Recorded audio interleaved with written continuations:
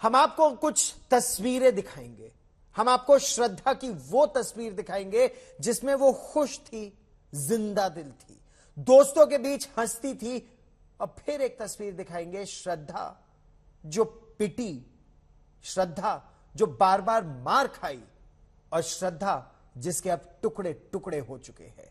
आज श्रद्धा का पहला वीडियो सामने आया।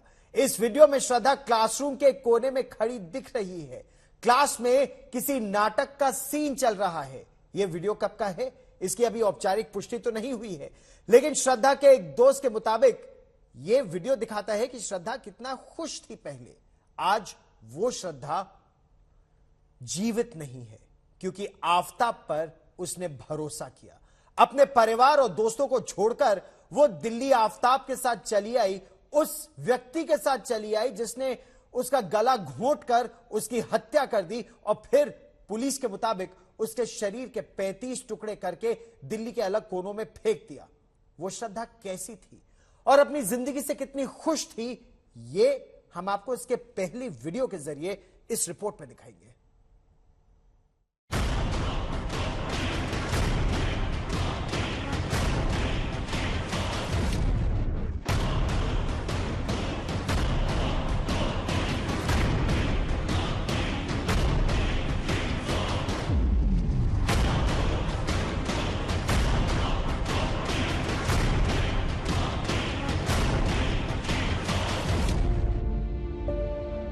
एक श्रद्धा थी, 27 साल की श्रद्धा, खुशियों को समेटे श्रद्धा, दोस्तों की दोस्त श्रद्धा।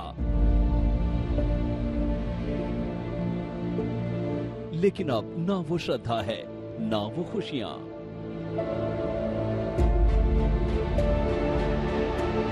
अठारह मई को दिल्ली के एक फ्लैट में जिस श्रद्धा के टुकड़े टुकड़े आफताब ने किए, उस श्रद्धा का एक वीडियो सामने आया है जो कुछ साल पुराना है। ये किसी क्लासरूम का वीडियो लग रहा है। इसमें श्रद्धा भी हिस्सा ले रही है। स्टेज के ठीक बगल में वो अपने दोस्तों के साथ खड़ी है। तब की शांत, शालीन श्रद्धा के साथ आफताब ने जो किया वो अभी देश की सबसे बड़ी मिस्ट्री है। अनसुलझे सवालों की लंबी लिस्ट है। श्रद्धा को उस दोस्त ने बेरहमी से मार डाला जिसके साथ कभी वो पूरी जिंदगी निभाने का ख्वाब देखने लगी थी। तभी तो वो अपने घर वालों के लाख मना करने पर भी नहीं मानी थी। कहकर आफताब के साथ चली आई थी कि अब वो बड़ी हो चुकी है, अपना फैसला खुद करेगी। लेकिन उसे क्या पता था कि उसकी किस्मत का फैसला वो खुद नहीं कर सकेगी, क्योंकि जिस पर उसने सबसे ज्यादा भरोसा किया वही उस भरोसे का खून करने की साजिश रच चुका था। आफताब के दिमाग में एक तरफ साजिशों की किताब लिखी जा रही थी, तो दूसरी ओर दिखावे के लिए वो कभी हिमाचल तो कभी उत्तराखंड घूमता रहा। हत्या के ठीक 15 दिन पहले ही श्रद्धा आफताब के साथ ऋषिकेश पहुंची थी। तभी श्रद्धा ने गंगा किनारे का एक वीडियो भी बनाया था, जिसे इंस्टाग्राम पर शेयर भी किया था। ये खुश मिजाज श्रद्धा की तस्वीर है। इंस्टाग्राम पर अपलोड ये रील मई 2022 का ही है। तब तक आफताब के टॉर्चर झेलकर भी वो खुद को खुश रखती थी, लेकिन अब वो बीती बातें हैं। अब श्रद्धा यादों में है और उसके टुकड़े टुकड़े करने वाला आफताब दिल्ली पुलिस की गिरफ्त में है। आफताब ने अपने पॉलीग्राफ टेस्ट में करीब 15 से 20 सवालों के जवाब दिए। अब दिल्ली पुलिस सेकंड फेज में ये कोशिश करेगी कि उन सवालों के जवाब निकाले जाएं जो अब तक अनसुलझे हैं। ऐसे में करीब 35 से ज्यादा और सवाल हैं जो आफताब को उनके जवाब देने हैं, और शायद यही वजह है कि कल के और अगले 35 सवालों को जोड़कर करीब 51 ऐसे सवाल होंगे जिसको बहुत जल्द दिल्ली पुलिस आफताब से पूछेगी और उसका जवाब ढूंढेगी। आफताब से पॉलीग्राफ टेस्ट कर मिस्ट्री को सुलझाने की कोशिश जारी है। आफताब के परिवार वालों से इस सनसनीखेज कत्ल को लेकर पुलिस ने सवाल जवाब किए हैं। साथ ही पुलिस की एक टीम ने छतरपुर पहाड़ी स्थित आफताब के फ्लैट जाकर फिर पड़ताल की है। मुंबई से दिवेश सिंह के साथ दिल्ली से हिमांशु मिश्रा और वरुण सिन्हा, आज तक। आफताब की बात करते हैं। 27 साल की श्रद्धा वालकर पुलिस के मुताबिक अब इस दुनिया में नहीं है। उसकी चिट्ठियां, उसके कुछ मैसेजेस जो थे, व्हाट्सएप मैसेजेस, वो चीख चीख कर गवाही दे रहे हैं कि आफताब ने उसे किस तरह की धमकियां दी थी, और वो धमकी सच हो गई।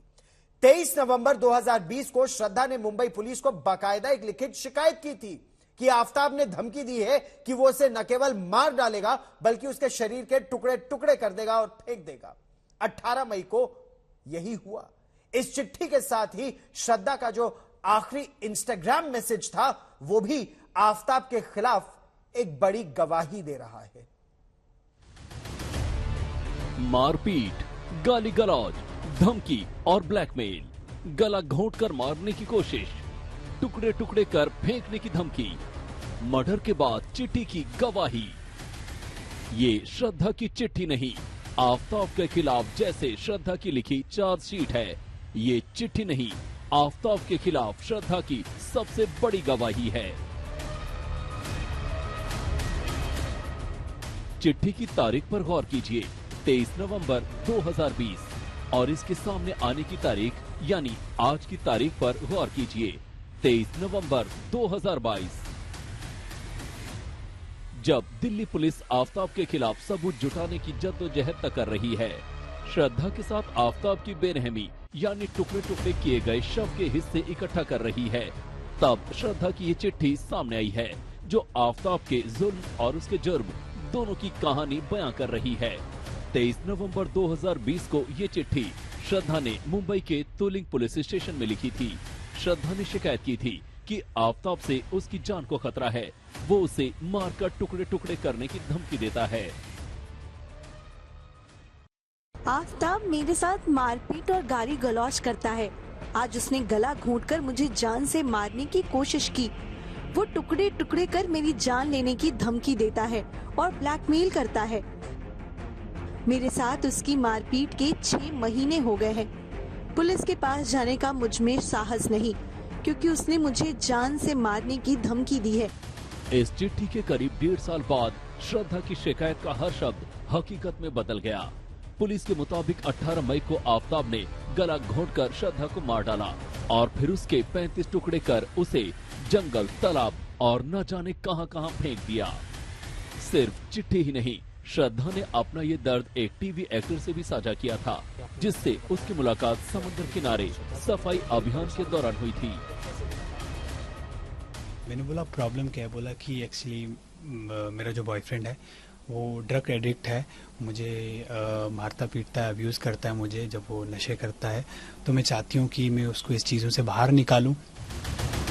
आफताब तो ड्रग्स के शिकंजे से बाहर नहीं निकला, उल्टा उसने श्रद्धा को ही नर्क जैसी जिंदगी दी। उसी का सबूत ये चिट्ठी है जिसमें श्रद्धा कह रही है कि आफताब उसकी जान लेने पर तुला है। उस वक्त श्रद्धा और आफताब लिव इन में मुंबई के पास वसई में रहते थे। श्रद्धा ने मारपीट की बात अपने रिपोर्टिंग मैनेजर को भी बताई थी। करण बरार की मदद से श्रद्धा की शिकायत दर्ज हुई। अब दिल्ली पुलिस ने करण बरार का बयान दर्ज किया है। ये मैंने यही इन्फॉर्मेशन शेयर की कि जो उसके साथ में हाथापाई हुई थी नवंबर में, और जो फर्स्ट टाइम मैंने उसको श्रद्धा ने रिपोर्ट किया था, बस वही डिटेल मैंने शेयर। उसके बाद क्या किया आपने जब आपको मालूम पड़ा? तब मैंने उसकी हेल्प की थी मेरे फ्रेंड के थ्रू, जहाँ पे पुलिस स्टेशन उसको भेजा गया था और हॉस्पिटलाइज कराया गया। क्या इसके पहले कभी श्रद्धा ने आपको बताया कि उसके, क्योंकि आप नहीं, उससे पहले मेरे को कोई जानकारी नहीं थी। ये बयान और श्रद्धा की ये चिट्ठी बताती है कि वो किस कदर आफताब के साथ रिलेशनशिप में फंस गई थी। 6 महीने से आफताब उसके साथ मारपीट कर रहा था, लेकिन उसकी धमकी और ब्लैकमेल के डर से वो पुलिस के पास नहीं जा रही थी। वो चाहते थे कि आफताब सुधर जाए, मगर ऐसा नहीं हुआ। वो आफताब को छोड़ना चाहती थी, जो आफताब ने होने नहीं दिया, और जो खौफनाक नतीजा सामने आया उसने हर किसी को सन्न कर दिया है। मुंबई में दिव्येश सिंह और उमेश शुक्ला के साथ हिमांशु मिश्रा, दिल्ली आज तक।